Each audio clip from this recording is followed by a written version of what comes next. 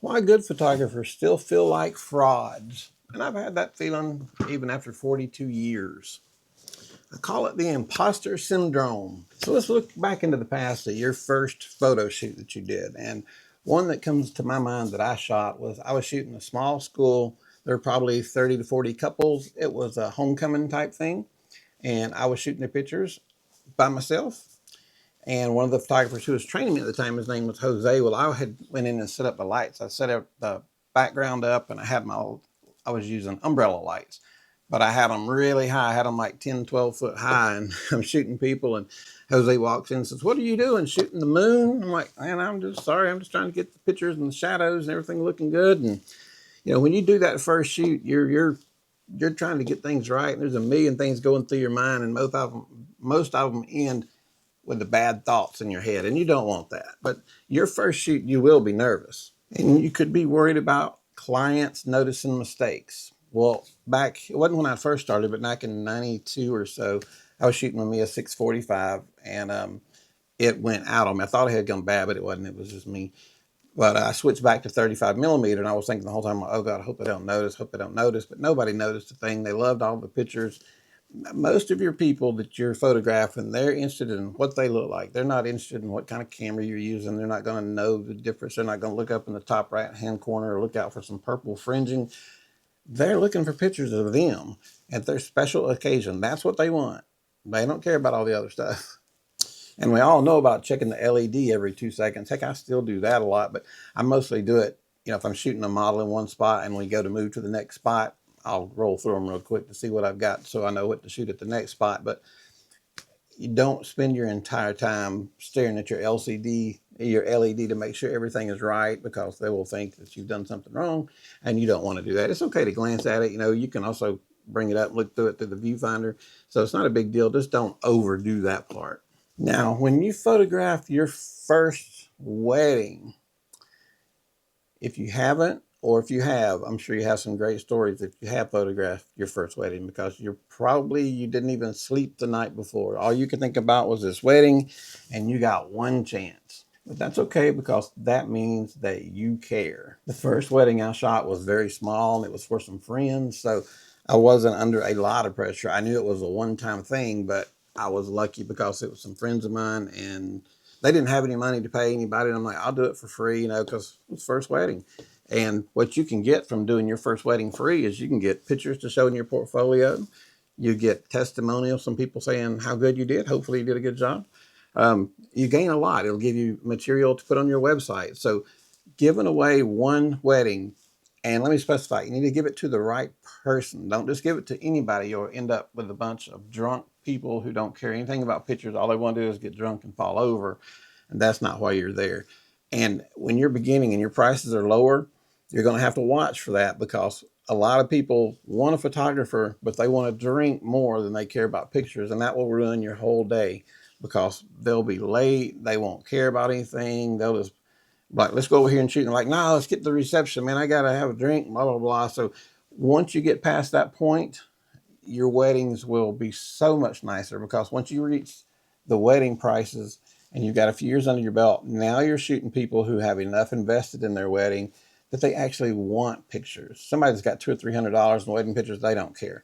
But somebody that's got $2,000 or $3,000 in wedding pictures, they care, and they want them good. They're not coming in drunk. They're not coming in late most of the time.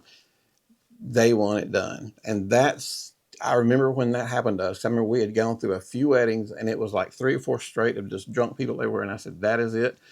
Get rid of that package. We're not offering it anymore. That was like the late 80s. I'm like, get rid of it.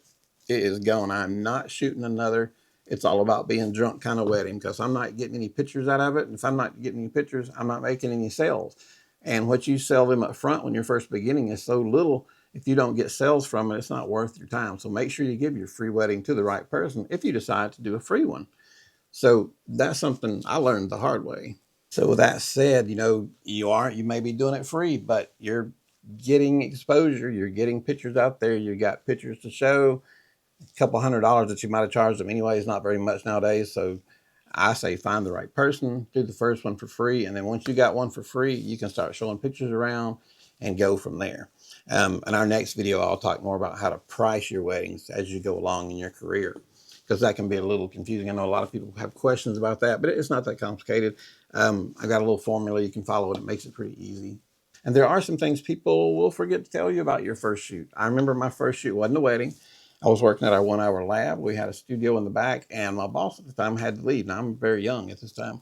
He said, "Hey, I think you can do it. There's a family of 5 coming in. It's a mom and dad and 3 kids. Can you shoot their pictures?" I'm like, "Okay, I'll give it a shot." So I went back there and got the lights set up to what I thought they would need to be, and got them there, and the kids got there, and they're running around everywhere, and it was quite interesting. We got some good pictures for them, but every time you get ready and get the shot, one of the kids moves, one of the kids runs. And there's a lot of that you'll learn as time goes on. You learn how to keep the kids' attention. A lot of times you can say, if the parents will just continue to look at me and smile, let us get the kids a look. Or if you've got an assistant with you, let her get the kids' attention. Have the parents looking at you, so as soon as you see those kids looking, you can fire that trigger and get the shot. Otherwise, you'll be there all day long. I was a little bit stressful on that one because that was the first studio shoot I had ever done that was for money. So anytime money's on it, your stress level goes up higher. Now, it's not as stressful as photographing a wedding because that's a one-time deal. You don't get 2 chances on that one. It is a learning curve in photography. And, no matter what equipment you have, no matter what flash, camera, whatever, it's a learning curve. And once you get your learning curve figured out and where you can work and do a photo shoot where photography is secondary in your head and you're not trying to figure settings, you can work with the person, and working with the person is more important than anything else. Because by now that you've done it for a little while, photography needs to be second nature to you. You shouldn't have to worry about, do I need to shoot this at 1/200th of a second or 1/30th of a second? All that's just automatic in your head. Look at the scene, look at the pictures, look at the people, shoot the pictures, and you'll be good. But yeah, there's lots of crazy stories I could tell you guys over the last 42 years, and I will as time goes by. I'll tell you guys some more stories. There's some hilarious stuff. Mom got mad at me at a wedding in Tennessee one time, and I was doing it. Her daughter was a friend of mine. I was doing it for almost nothing, but I drove like 5 hours to get there. And I told her, I said, "Well, I'll tell you what I'll do. I'll pack up and leave at as soon as the ceremony's over." Oh man, she fall apart going, "Oh God, please don't leave, please don't leave, and please don't leave." So I'm like, "Okay, then stop telling me to do what you want me to do, because I'm doing what the bride wants me to do. It's her wedding day." So, I mean, there's always something. You guys that have shot for a long time, you know what a crazy scenario a wedding can be, and how much importance it is to deal with people. I think, by the time you're shooting weddings consistently, like I said on the other shoots, photography has to be just common knowledge. You've got to be able to deal with people while you're at the wedding. The wedding is not the time to figure out your exposures.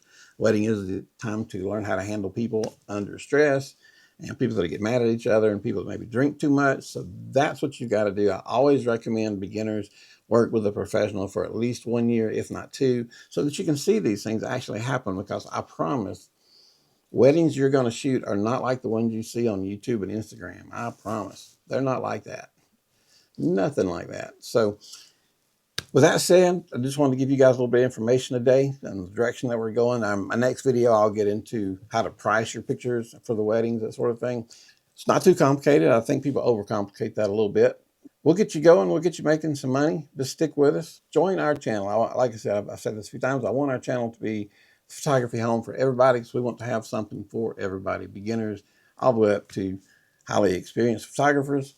And we can all have a good time and enjoy it, because photography is fun. If you're doing it just for fun, that's awesome. Join on in. If you're a professional, join on in. You still have fun as a professional doing it. So anyway, guys, that's all I've got for you today. But I appreciate your time. I'll be glad to help you start your photography career, or wherever you're at. If you're already an amateur, I'll help you further it, and we'll get you into full-time photography. We'll get you going and get you where that is your only job, where you don't have to get up and go work 8 to 5 anywhere. You can get up at 6 a.m. and work till 9 o'clock at night every day, instead of 8 to 5 doing your own photography work. So I appreciate it, guys. You guys have a great day, and we're going to continue working on this channel to get the right people in here. And I want everybody to enjoy it and have a good time. And this is your place for photography. Thanks a lot, guys. Have a good day.